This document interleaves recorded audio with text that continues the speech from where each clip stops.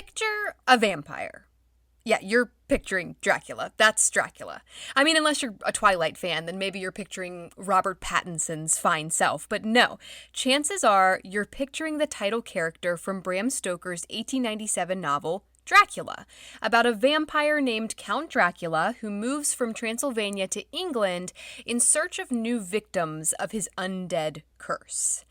This character, who basically invented the genre of vampires in fiction, was loosely based on, at least named after, a 15th century Romanian prince named Vlad III, aka Vlad the Impaler, aka Vlad Dracula. But did you know, besides the name and the fact that they were both savage, bloodthirsty killers, Vlad Dracula and Count Dracula don't really have all that much in common? Let's fix that.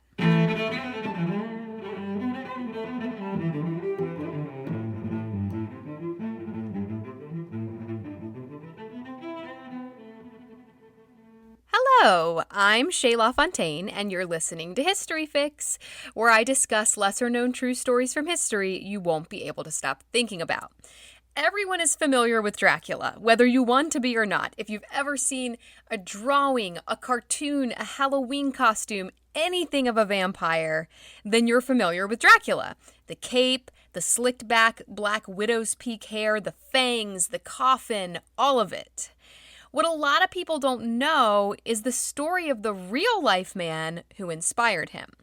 So today, in the second of my Spooktober-themed episodes, which are coming at you all month long, by the way, I'm telling the story of Vlad Dracula, who is sometimes better known as Vlad the Impaler. To tell this story, we have to go back to mid-15th century Wallachia. Never heard of it? Yeah, it doesn't exist anymore. Wallachia was an Eastern European principality that joined with Moldavia in 1859 to form present-day Romania. So we're in Romania, basically.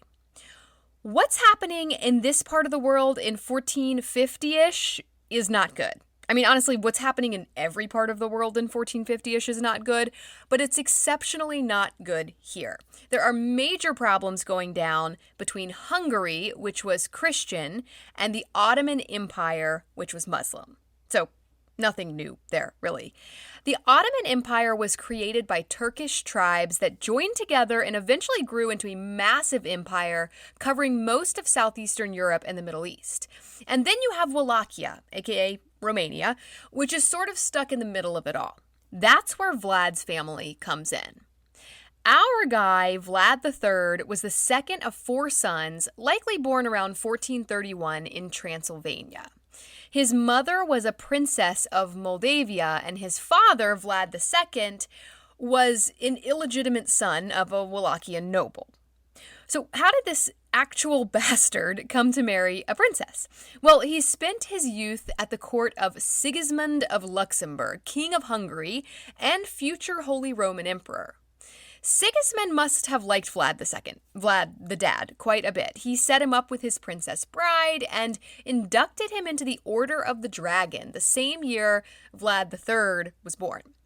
This was a Christian military society formed by Sigismund in 1408 with 24 knights who fought heresy and tried to stop the expansion of the Ottoman Empire, which was, of course, Muslim. So when Vlad II joined this society, he was given the last name Dracul, which means dragon in Hungarian, because it was the Order of the Dragon. So now he's Vlad Dracul. That makes Vlad III, his son, Vlad Dracula, which means son of the dragon. So that's where the name Dracula came from.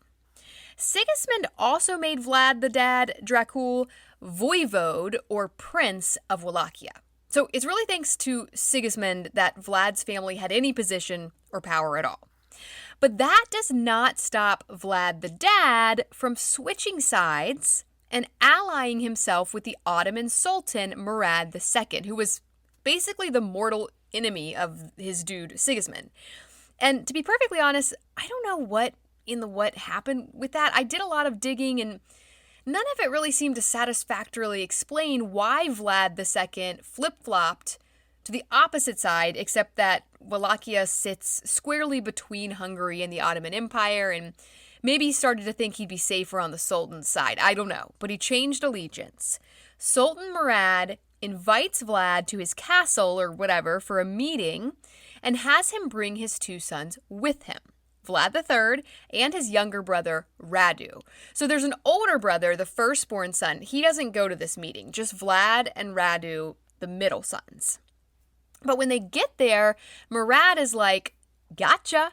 What do you think, I'm an idiot? You just turned on Sigismund at the drop of a hat. How do I know you're not going to turn on me too?" And he forces Vlad II to leave his two sons behind as prisoners of the Ottomans. They're collateral, basically. Now, Vlad II can't do anything stupid because Murad has his sons.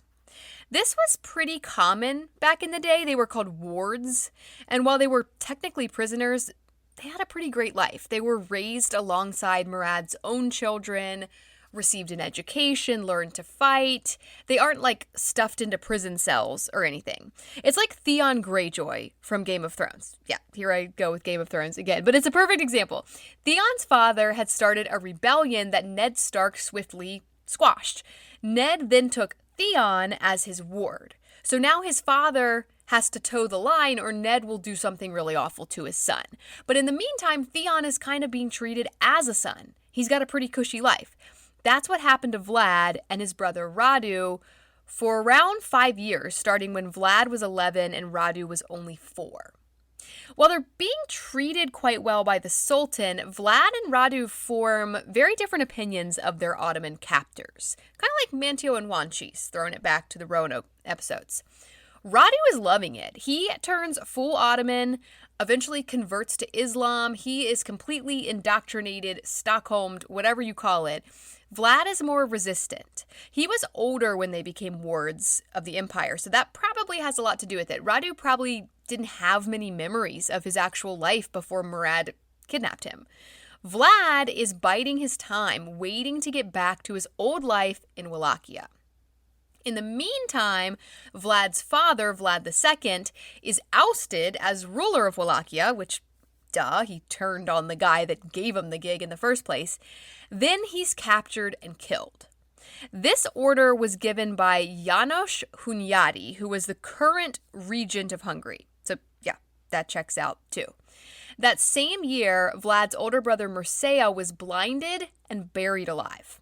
Hunyadi puts a nobleman named Vladislav II in charge as the new voivode of Wallachia. Also the same year, Vlad III is released by the Ottomans, and he's like, oh heck no. And I have to imagine this was strategic on the part of the Sultan. He's like, okay, my number one enemies just killed my ward's father and brother and gave away his rightful title. Go get him, tiger. So at the tender age of 16, Vlad begins his fight to regain the throne of Wallachia. He kicks Vladislav off the throne with the help of the Ottomans, who basically sicked Vlad on him anyway, and becomes voivode of Wallachia for a minute. This only lasts 2 months. And then the Hungarians kick him off and stick Vladislav back up there. Vlad goes into exile for 8 years. Don't really know what he was up to, just know he was bouncing around the Ottoman Empire and Moldavia. But at some point during his exile, he switches sides. He switches from the Ottoman side back to the Hungarian side. And to make things even more confusing, Vladislav, the guy the Hungarians put on the Wallachian throne, also switches sides. He switches from the Hungarian side to the Ottoman side. So like, what? They literally traded sides. I don't understand why everyone is so willing to flip-flop allegiances, and yet also to kill for those allegiances. In 1456, Vlad and Vladislav have an epic battle, hand-to-hand combat. Vlad beheads Vladislav and regains the throne of Wallachia. This is when his reign of terror begins. Wallachia is in bad shape at this point. It's been completely ravaged by the Ottoman-Hungarian conflict. Trade has stopped, the fields are empty, and the laws have just completely broken down. It's the Wild West, anarchy. Vlad comes in hot with an iron fist to crack down on crime. He has a zero-tolerance policy with extremely harsh punishments, even for minor offenses. He is not a fan of the Wallachian boyars, or noblemen. These are the guys who had killed his father and brother. He appoints commoners and even foreigners as public officials instead, people who are completely dependent on him.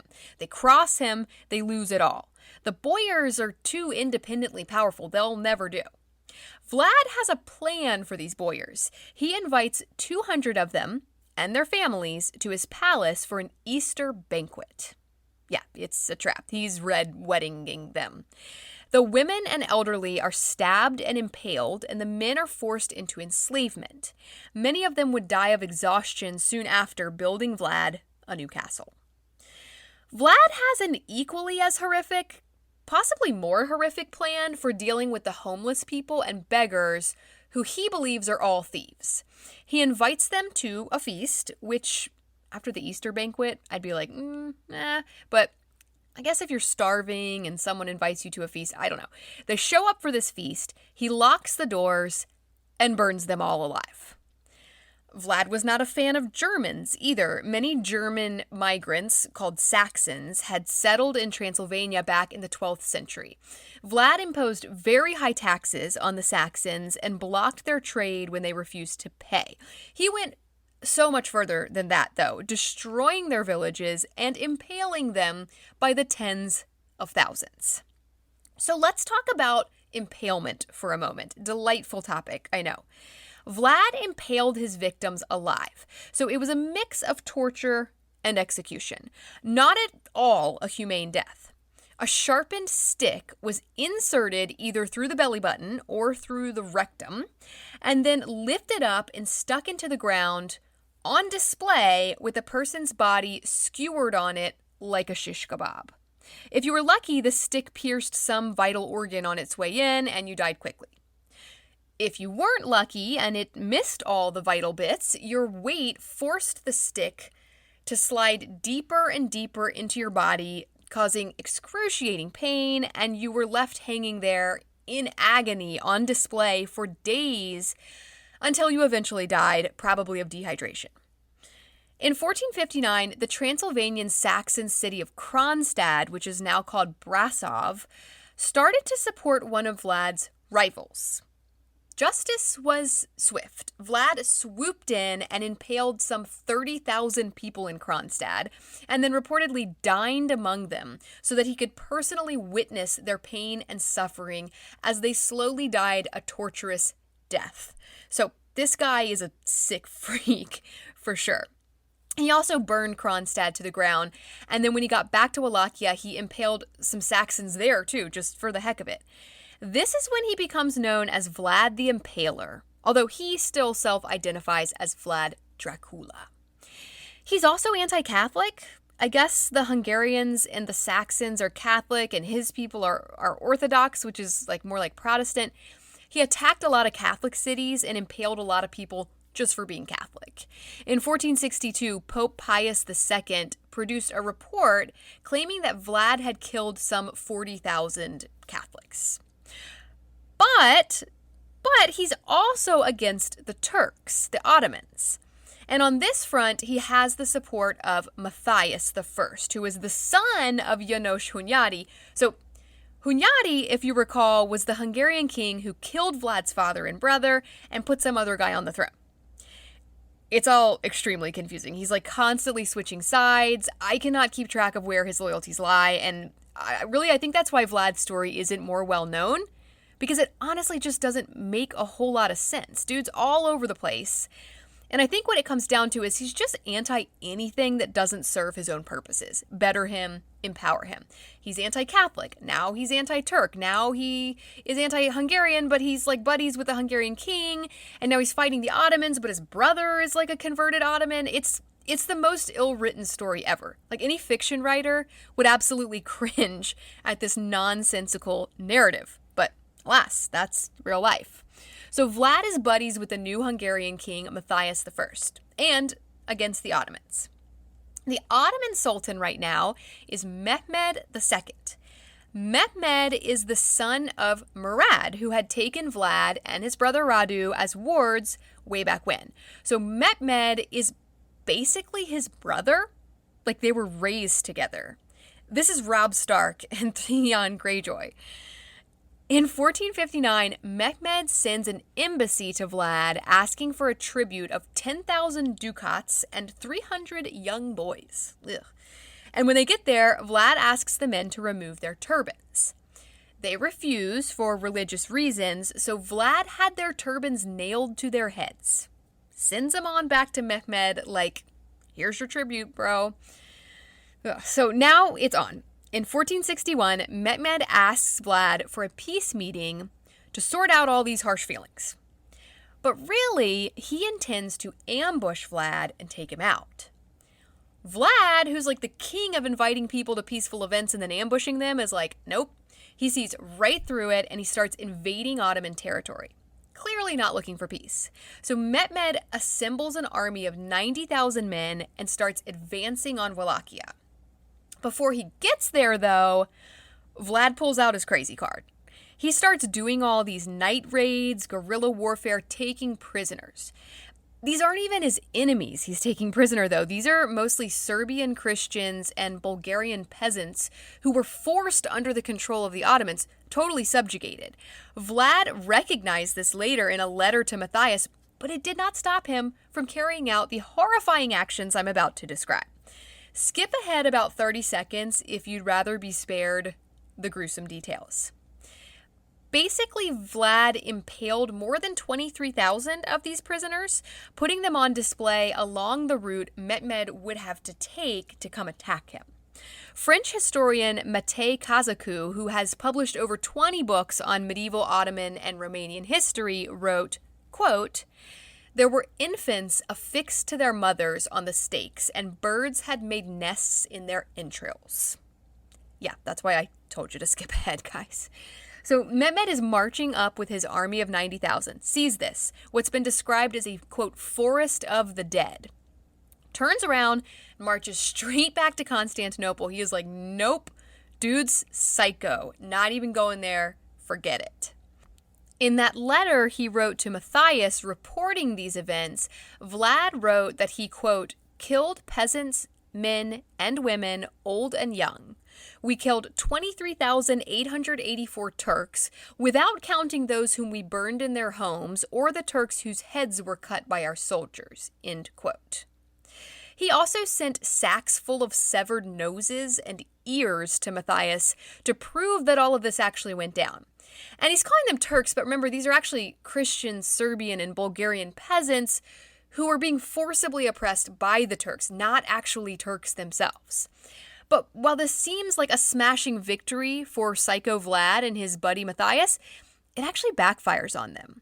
Remember Radu, Vlad's brother who got all Stockholmed by the Ottomans as a 4-year-old ward?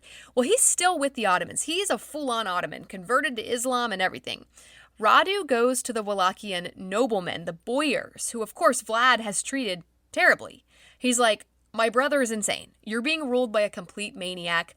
Come on over to our side, come side with the Ottomans, and you'll get all your privileges back that Vlad stripped from you. So they do. Vlad's guys start switching sides on him. And speaking of switching sides, it seems his buddy Matthias turns on him too, to the surprise of no one. That's all anybody does in this story. Vlad's power is slipping. He's lost supporters, lost a lot of money, lost a lot of soldiers. Matthias takes him prisoner in 1462 and keeps him imprisoned in Hungary for 12 years. During this time, power switches hands in Wallachia quite a bit, and then in 1476, Matthias is like, all right, dude, I'm going to give you another shot at this. And he sends Vlad to reclaim the Wallachian throne for Hungary. He's actually successful. For a hot minute, he wins back the throne, but then 1 month later, he's ambushed by Ottoman troops and beheaded. Which, like, come on, guys, are you really going to pass on the opportunity to impale this guy?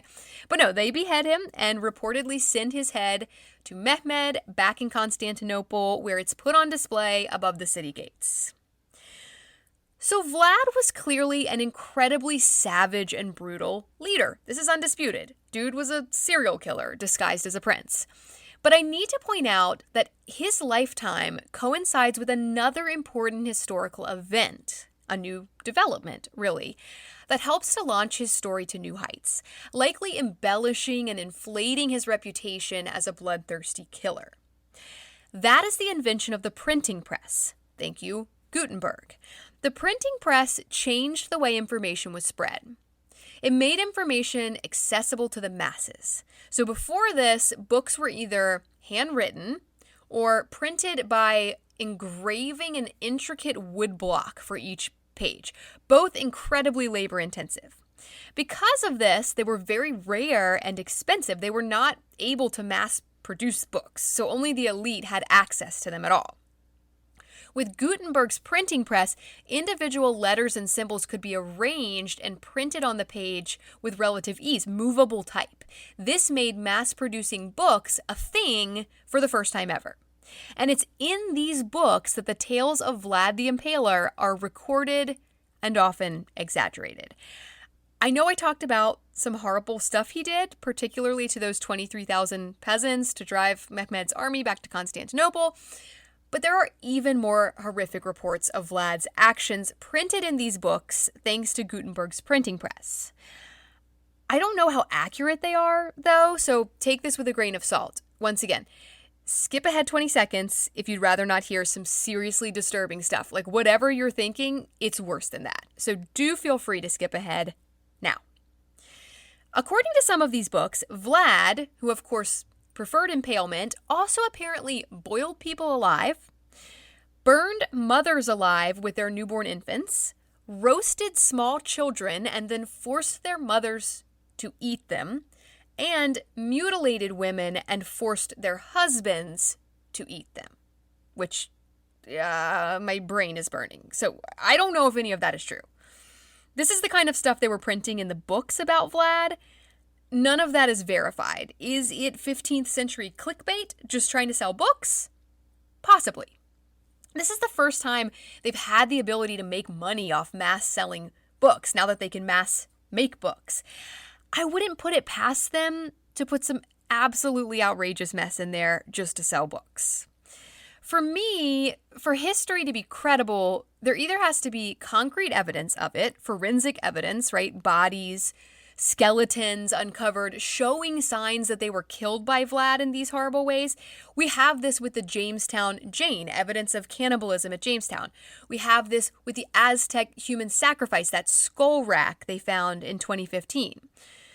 Or, if we're going with eyewitness accounts alone, it has to be cross-referenced. So multiple accounts of the same event from multiple sources that have nothing to gain from lying about it.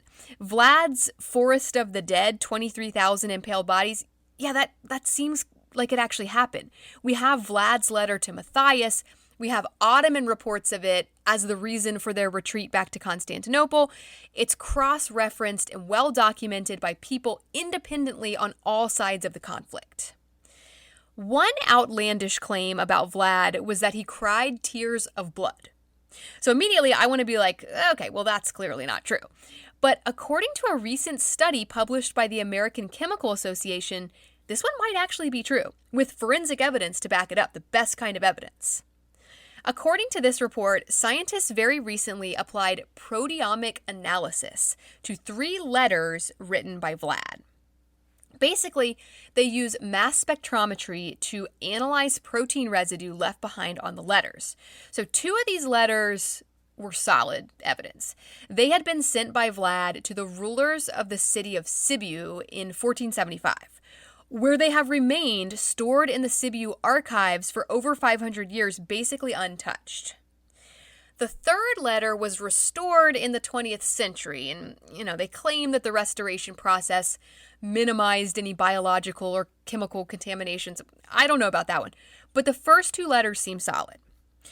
The scientists doing the analysis looked at the oldest, most degraded proteins present on the letters, assuming that those would belong to Vlad since he wrote the letters. He was the originator of the letters. According to an Ars Technica article by Jennifer Willett called "Scientists Find Evidence That Vlad the Impaler Shed Bloody Tears," quote, The team identified 100 ancient human peptides, 31 of which were deemed of particular interest, and an additional 2,000 peptides from bacteria, viruses, insects, fungi, and green plants. Those 31 human peptides were related to blood proteins or the respiratory system, as well as ciliopathy or retinal diseases or inflammatory processes per the authors. One of the letters from 1475 contained 3 peptides specifically associated with proteins of the eyes, retina, and tears. The authors thus concluded that Vlad III may have suffered from a medical condition known as hemolacria, in which a person sheds tears of blood, as well as skin inflammation and respiratory illness. He may also have been exposed to plague-related bacteria or fruit flies and other pests based on the non-human peptides analyzed, end quote. So analysis of proteins found on the letters suggests that Vlad had hemolacria and did, in fact, shed tears of blood. If those proteins actually came from Vlad, that's the question mark. Is it possible someone else with hemolacria handled the letters? Yes, but researchers assumed that the oldest proteins would have belonged to the letter writer, Vlad. And also, dude had a reputation for crying tears of blood, so there you go. One book about Vlad in particular made a bigger impact than any of the others. In 1820, a British consul to Wallachia named William Wilkinson wrote a book called An Account of the Principalities of Wallachia and Moldavia with various political observations relating to them. Yeah, I know, it sounds real boring, but this book mentions Vlad. And we know that Irish author Bram Stoker came across it in 1890 and then wrote in his journal, quote, Voivode Dracula. Dracula in Wallachian language means devil. Wallachians were accustomed to give it as a surname to any person who rendered himself conspicuous either by courage, cruel actions, or cunning, end quote. Which, I thought it meant dragon because of the Order of the Dragon. It apparently means devil in Wallachian and dragon in Hungarian. And the Order of the Dragon was Sigismund's Hungarian thing. So it means both. It means dragon and devil, and Stoker latched on to the devil part. On another page of his notes, he had crossed out the words Count Vampire and replaced them with Count Dracula. So it does seem that Vlad the Impaler, Vlad Dracula, was the inspiration, in name at least, for Stoker's famous vampire, Count Dracula. But the name and the ties to Transylvania are all they really have in common. Stoker seems to have had other inspirations when writing Dracula, drawing on many sources. First of all, vampires were just kind of trending during the Victorian era. They liked creepy gothic stuff. Stoker would have been familiar with earlier works about vampires like The Bride of Corinth, The Vampire, and Captain Vampire, a book written almost 20 years before Dracula by a 19-year-old Belgian girl named Marie Nizet, who was related to Romanian exiles. Get it, girl. Some scholars and historians have recently proposed that Stoker's Dracula was influenced by a 19th century cholera epidemic that killed up to 1,000 people in the town of Sligo in Western Ireland. So Stoker's mother, Charlotte Thornley, had apparently survived this epidemic when she was 14. According to a National Geographic article called Vlad the Impaler's Thirst for Blood was an inspiration for Count Dracula, by Juan. I don't know why articles have the longest names ever. I think they're keyword. It's just keyword stuffing. I don't know. The article names are out of control. Vlad the Impaler's Thirst for Blood was an inspiration for Count Dracula by Juan Jose Sanchez Arasigor. According to that article, Bram Stoker asked his mother to write down her memories of the epidemic, and these writings, these memoirs really that she wrote down, have been analyzed by Irish researchers at the Sligo Stoker Society. Charlotte wrote of a really horrific experience during the cholera outbreak when complete pandemonium broke out. To keep people from fleeing Sligo during the epidemic and spreading the disease to other areas, officials blocked off the roads and dug a trench around the town, effectively trapping people in among masses of dead bodies, corpses in the streets. Doctors and nurses dosed cholera patients with opium and laudanum to tranquilize them and then toss them into mass graves, still alive, just to be rid of them. According to a Rezigor, quote, Stoker was fascinated by his mother's description of cholera victims who were buried alive. A link, perhaps, to Dracula's undead state, end quote. So, Vlad Dracula wasn't a vampire. He didn't drink blood. He wasn't undead. He was just a man. But he was a bit of a monster himself, torturing and killing, impaling tens of thousands of people during his time as voivode of Wallachia. Despite all of that, though, he's kind of a national hero in Romania. They remember him as a successful leader who kept the Ottoman Turks from encroaching further into Christian Europe. He cracked down on crime and eliminated thieves, aka poor people. He's a bit of a savior in their minds, and they're very against any connection between Vlad and Stoker's Count Dracula or vampires at all. Which, okay, I know he wasn't a vampire and is only loosely connected to Dracula. That's not my issue with him. My issue is that he massacred tens of thousands of innocent people, including women and children, using torturous, inhumane methods. I'm not so sure this guy should be anyone's national hero, but I'm not Romanian, so maybe I'm missing something. If I have any Romanian listeners who'd like to shed some light, hit me up. For real, maybe we can do a follow-up mini-fix or something. I'd love to know how this guy ended up a national hero. He seems to me more of a monster than any fictional vampire could ever aspire to be. Thank you all so very much for listening to History Fix. I hope you found this story interesting and maybe you even learned something new. Be sure to follow my Instagram @HistoryFixPodcast to see some images that go along with this episode and to stay on top of new episodes as they drop. I'd also really appreciate it if you would rate and follow this podcast on whatever app you're using to listen. That'll make it much easier to get your next fix. Information used in this episode was sourced from National Geographic, Ars Technica, American Chemical Society, Time Magazine, NoSweatShakespeare.com, Encyclopedia Britannica, Oregon State University Libraries, and a half-assed history podcast episode called Vlad Dracula the Impaler. And links to all of these sources can be found in the show notes.